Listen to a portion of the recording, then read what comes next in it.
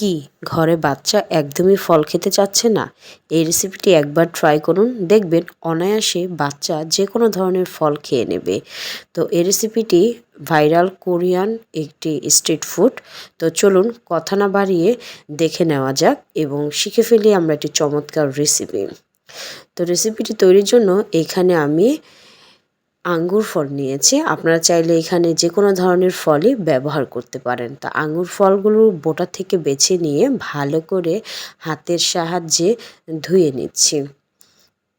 খুব ভালো করে আঙ্গুর ফলগুলো ধুয়ে নেবেন এবং চেষ্টা করবেন আঙ্গুর ফলগুলো যেন একেবারে সতেজ হয়। তারপরে আমি নিয়ে নিলাম কয়েকটি কাবাব কাঠি এবং কাবাব কাঠির ভিতরে আঙ্গুর ফলগুলো ঠিক আমি যেভাবে লাগাচ্ছি এভাবে লাগিয়ে নেবেন।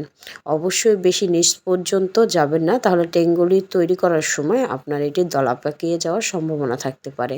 তো একে একে আমি কাঠি দিয়ে সবগুলো ট্যাঙ্গুলি আকৃতির কাবাবের মতন করে তৈরি করে নিলাম।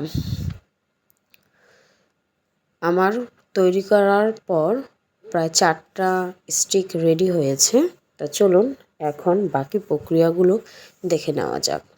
এখানে আমি একটি ফ্রাই প্যানের ভেতরে চিনি দিয়ে দিলাম। এখানে আমি ব্যবহার করেছি 3 টেবিল চামচ পরিমাণ চিনি। তারপর সামান্য একটু পানি দিয়ে চিনিটাকে গলিয়ে নেব।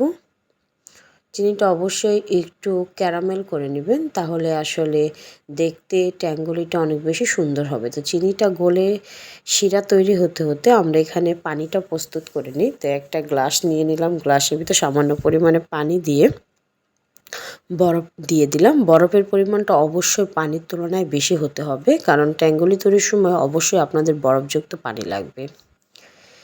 তো পানি রেডি করতে করতে দেখুন আমাদের চিনির শিরাটা প্রায় প্রস্তুত হয়ে গেছে। এখানে 1 কাপ পরিমাণ শিরা হয়ে গেছে পারফেক্টলি।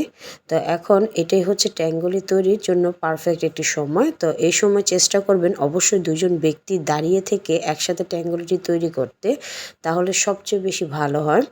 তো দেখুন একজন কি সুন্দর করে ওপর থেকে চিনির শিরাগুলো দিয়ে দিচ্ছে কোট করে, এবং আরেকজন পানিটা ধরলে খুব ইজিলি ট্যাঙ্গুলিটা আপনারা চাইলে বাসায় বানিয়ে নিতে পারবেন। তো এইভাবে করে চিনির শিরার ভিতর কোট করার পর সাথে সাথে ট্যাঙ্গুলিগুলো পানির ভেতর ডুবিয়ে রাখতে হবে, তা না হলে এটি দলা পাকিয়ে যাবে। তা দেখুন আমাদের সুন্দর রেসিপিটি খুব সহজেই তৈরি হয়ে গেল।